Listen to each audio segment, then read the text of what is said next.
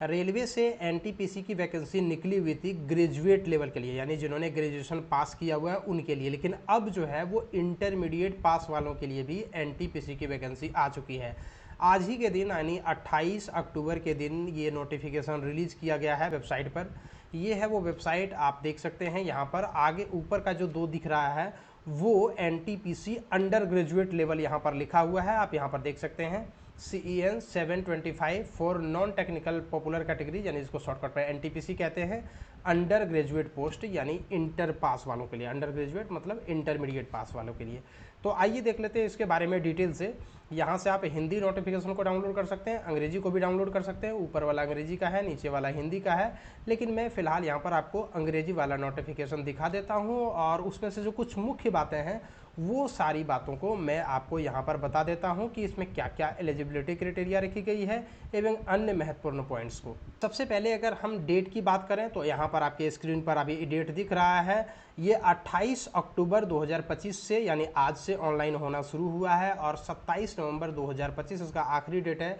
29 नवंबर तक आप पेमेंट कर सकते हैं और 30 नवंबर से लेकर के 9 दिसंबर तक आप सुधार कर पाएंगे किसी प्रकार से। टोटल इसमें 4 प्रकार के पद हैं, आप यहाँ पर देख सकते हैं। कॉमर्शियल कम टिकट क्लर्क, अकाउंट क्लर्क कम टाइपिस्ट, जूनियर क्लर्क कम टाइपिस्ट और ट्रेन क्लर्क्स। और इसके बारे में जो है वो इनिशियल पे वगैरह सब दिया गया है। उम्र 1/1/2026 को 18 से 30 साल होना चाहिए सभी 4 प्रकार के जो पोस्ट हैं उसके लिए। और कितनी कितनी वैकेंसी है पोस्ट वाइज वो भी आपके सामने स्क्रीन पर अभी दिख रहा है।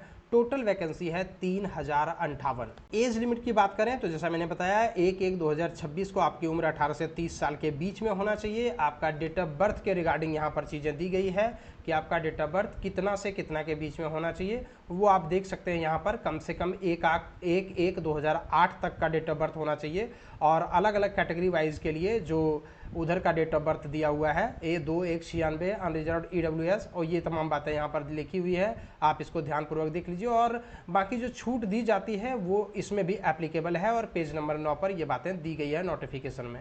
एग्जाम फीस की बात करें तो जैसा कि रेलवे में हर बार हो रहा है 500 रुपये का भुगतान करना होगा, जिसमें से 400 रिफंड आएगा जनरल EWS और OBC कैंडिडेट के लिए। SC ST और सभी कैटेगरी के फीमेल कैंडिडेट के लिए 250 रुपये का भुगतान करना होगा, जिसमें से सारे के सारे यानी 250 रुपये वापस आ जाएंगे।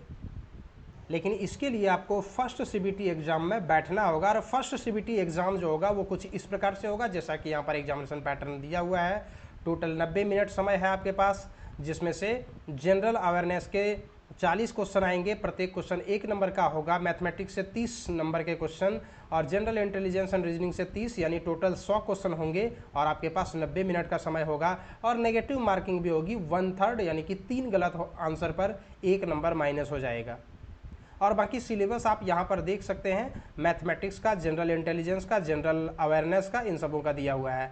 सेकंड स्टेज जो कंप्यूटर बेस्ड एग्जाम होगा उसमें भी आप देख सकते हैं, यहाँ पर आपको दिख जाएगा एग्जाम का पैटर्न। और फर्स्ट जो क्लियर करेंगे उन्हीं के लिए सेकंड CBT होगा और इसमें भी जो है 90 मिनट आपके पास समय होगा, 120 क्वेश्चन होंगे और इसमें भी 1/3 मार्क प्रत्येक गलत पर माइनस होगा। और इसका भी सिलेबस कुछ इस प्रकार से है जो आपके सामने अभी स्क्रीन पर दिख रहा है, आप स्क्रीन को पॉज करके इसके बारे में और भी पढ़ सकते हैं। 4 प्रकार के जो पद हैं इनमें से 2 ऐसे पद हैं जिसमें टाइपिस्ट का के बारे में लिखा हुआ है, अकाउंट क्लर्क कम टाइपिस्ट और जूनियर क्लर्क कम टाइपिस्ट। इन दोनों के लिए स्किल टेस्ट होगा, यानी टाइपिंग टेस्ट भी होगा। और जैसा कि रेलवे में कुछ 2-3 वैकेंसी से हो रहा है कि लाइव फोटो अपलोड करना पड़ रहा है, तो ठीक इसी प्रकार से इसमें भी यानी एनटीपीसी जो इंटर लेवल का निकला हुआ है इसमें भी आपको लाइव फोटो कैप्चर करना होगा। आपको पहले से जो फोटो बनाया रहता है उसे अपलोड करने की आवश्यकता नहीं है, बाकी सिग्नेचर तो अपलोड करना ही है। SC ST कैंडिडेट के लिए अलग ट्रेवल पास चाहिए, तो उसके लिए जो है वो सर्टिफिकेट भी अपलोड करने की आवश्यकता होगी जो उनका जाति प्रमाण पत्र होगा। आप आवेदन पत्र को भरते समय किसी प्रकार से गलती ना करें, क्योंकि सुधार तो आप 30 नवंबर से 9 दिसंबर के बीच में कर सकते हैं, लेकिन इसके लिए आपको 250 रुपये का पेमेंट करना होगा, तभी आप सुधार कर सकते हैं। और ये जो 250 रुपये होंगे ये नॉन रिफंडेबल होंगे, यानी ये किसी प्रकार से आपको वापस नहीं आएगा। पहले जो आप 500 रुपये या 250 रुपये देंगे उसमें तो रिफंडेबल होने वाला है, लेकिन इसमें किसी प्रकार से कोई रिफंडेबल नहीं होगा। और अगर हम एजुकेशन क्वालिफिकेशन की बात करें तो टोटल 4 प्रकार के जो पद हैं इनमें से सबसे पहला अगर हम बात करें कॉमर्शियल कम टिकट क्लर्क, इसमें देखिए कुल मिलाकर के जो एजुकेशन क्वालिफिकेशन रखी गई है वो 12th पास होना चाहिए या इसके इक्विवेलेंट होना चाहिए, और टोटल जो है वो 50% से अधिक मार्क होना चाहिए। 50% मार्क उनके लिए नहीं होगा जो SC ST है, PWD है, या फिर जिनके पास इससे अधिक क्वालिफिकेशन है, उनके लिए 50% ये मान्य नहीं है। और बाकी तीनों पोस्ट के लिए भी अगर देखेंगे तो सेम वही एजुकेशन क्वालिफिकेशन रखी गई है।